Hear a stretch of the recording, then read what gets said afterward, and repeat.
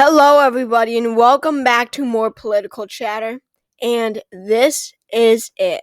This is my final U.S. Senate prediction. This will decide it all. This is what I think the Senate map will look like. Week from election day, whenever the votes are all counted. This is it. We have talked about this race for so long. I can't remember the first time I did a Senate prediction. I know it's bad, I'll tell you that much, and I've improved so much. And now it is the final one. This is it. It's all come down to election night. It is election eve today.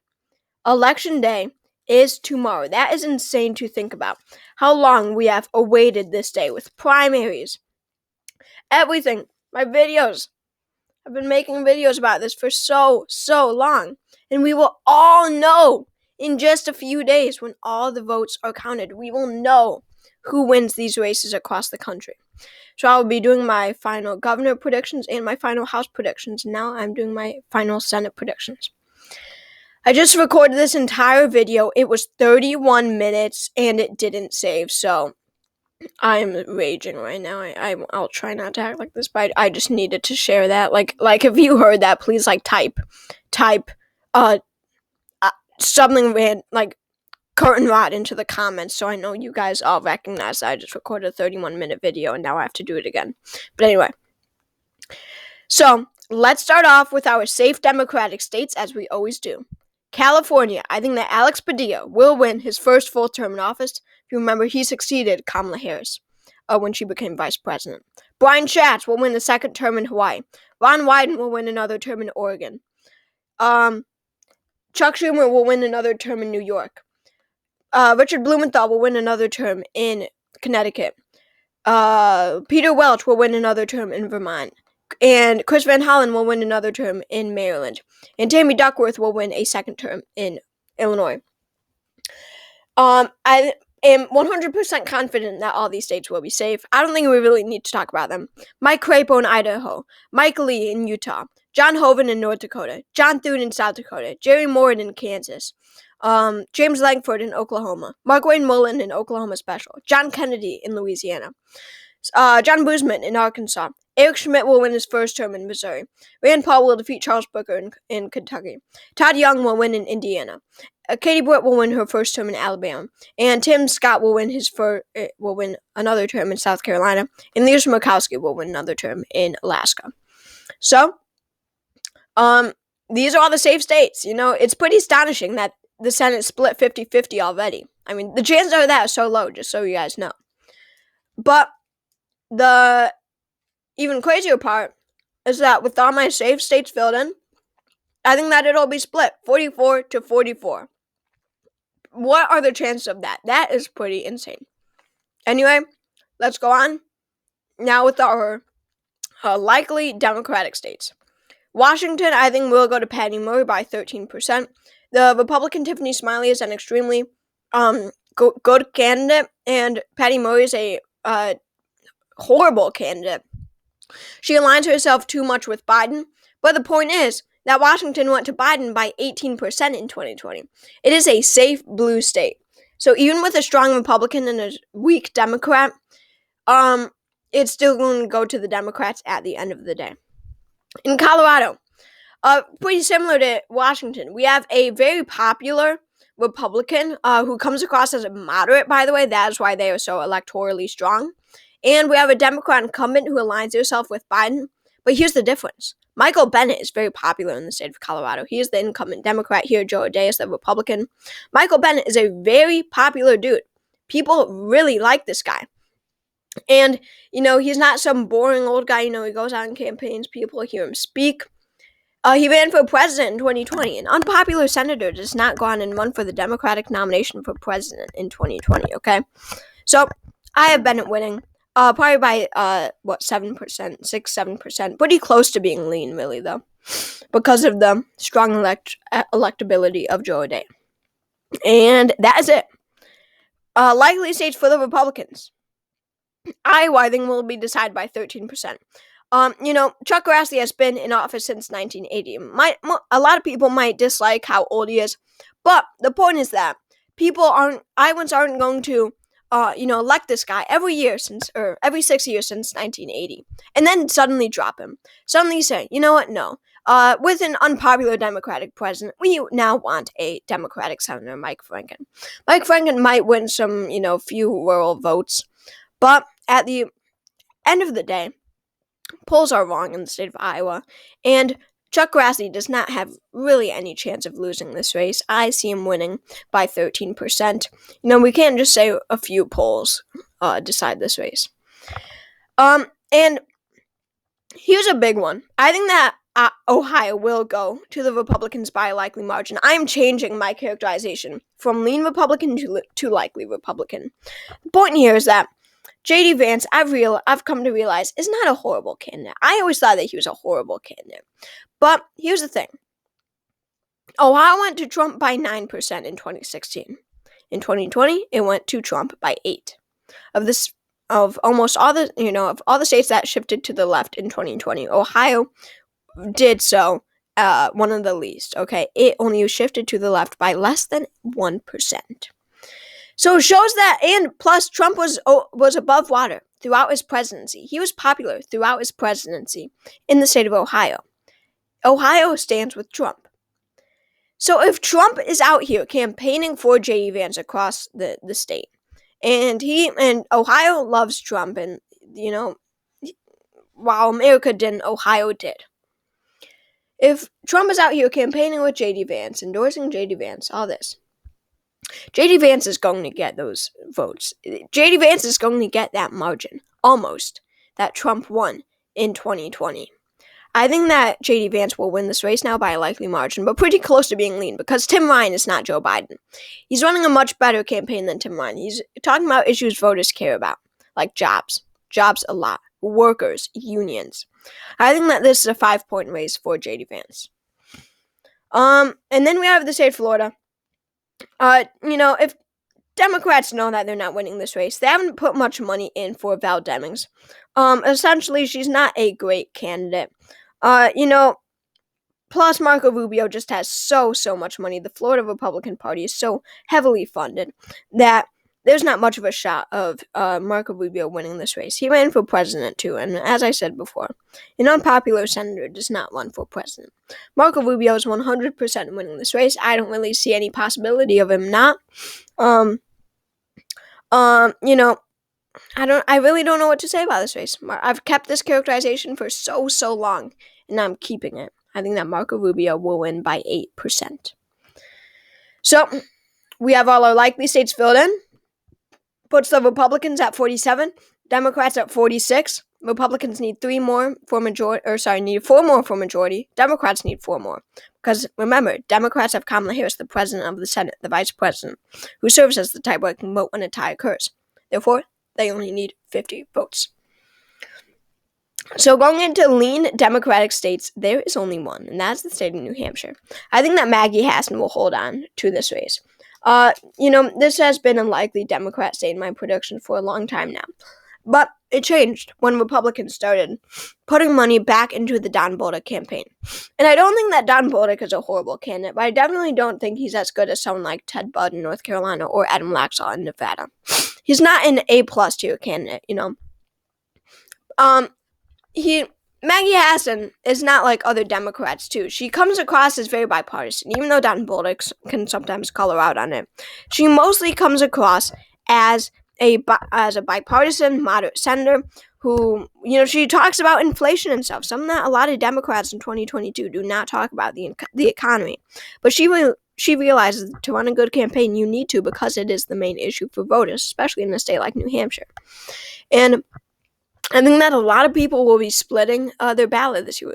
Will be splitting the ticket. I don't think that Don Bolduc, even though there's Chris Sununu, the governor, will win by a large margin, I really don't see Don Bolduc having much of a shot in New Hampshire.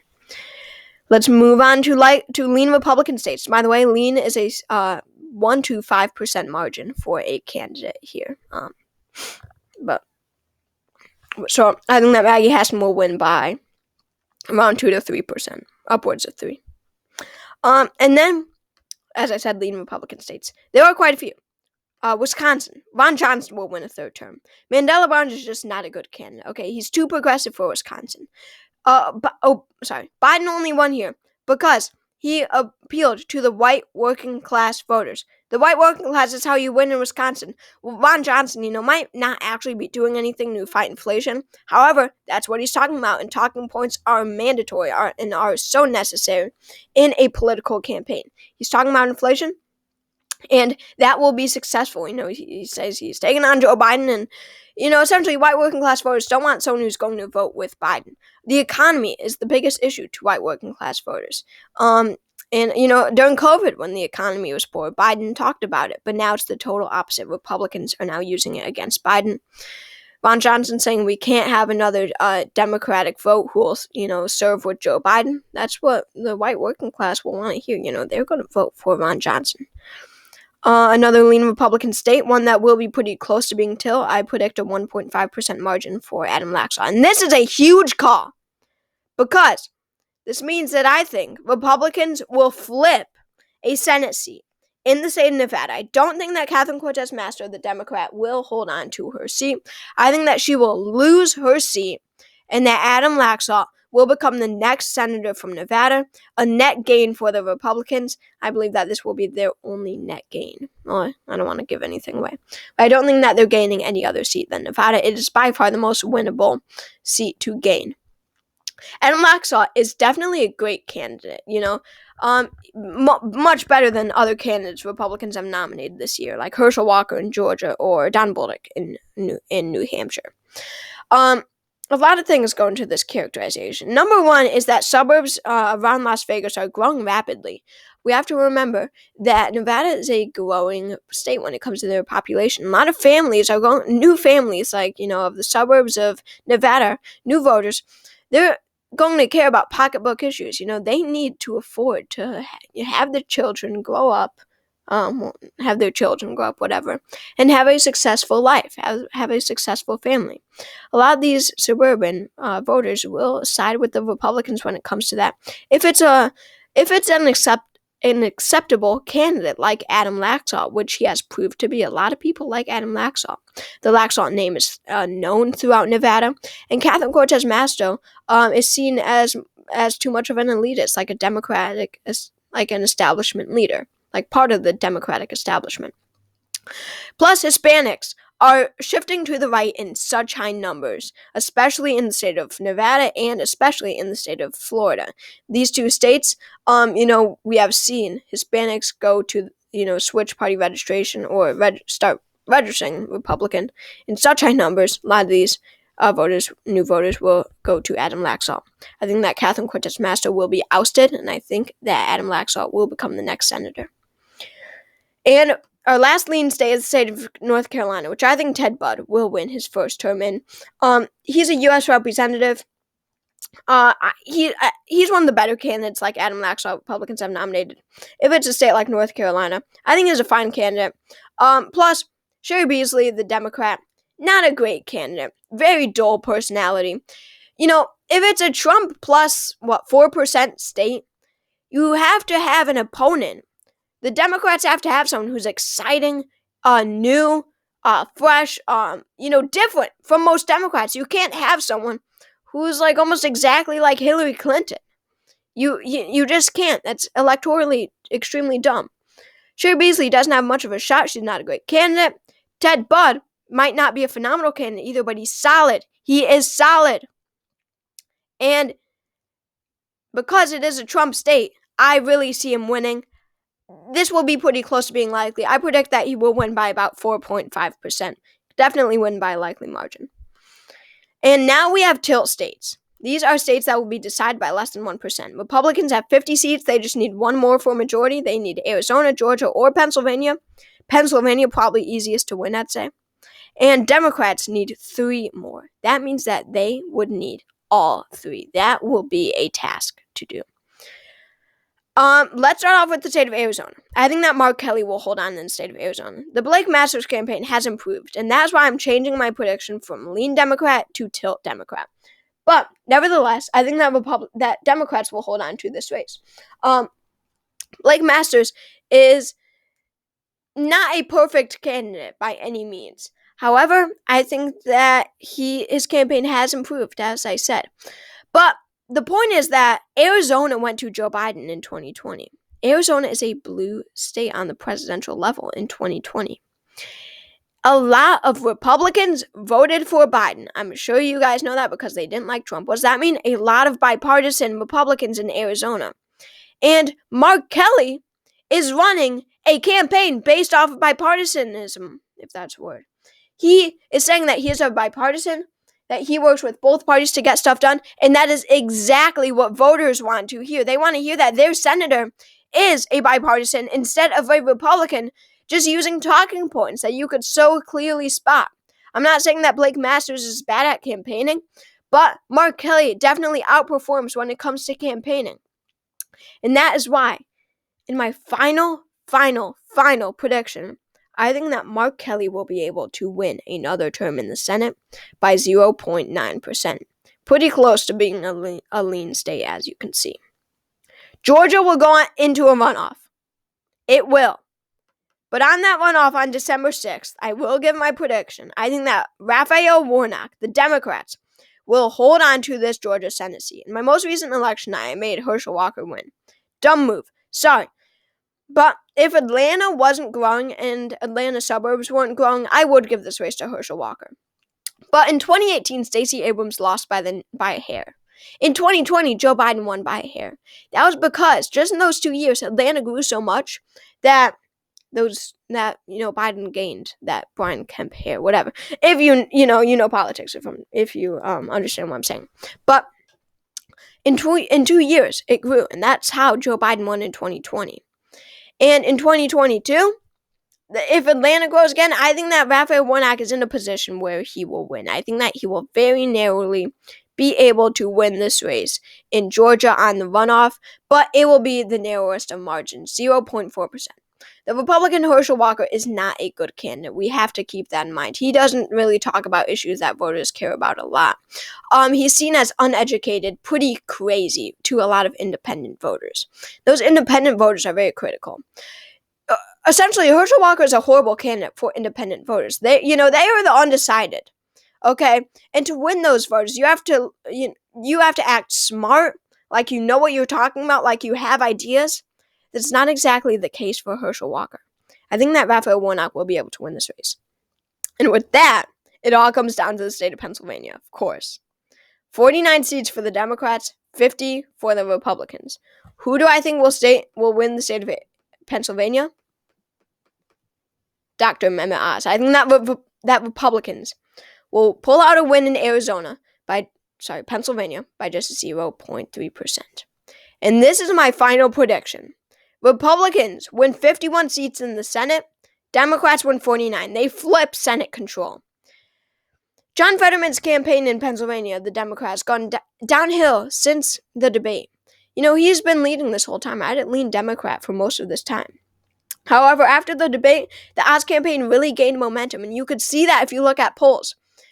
Before debate, John Fetterman leading. After the debate, polls are very split. And I think that by just the narrowest of margins, Dr. Oz will be able to pull out a win. Even though the debate might wear off by, of course, by tomorrow,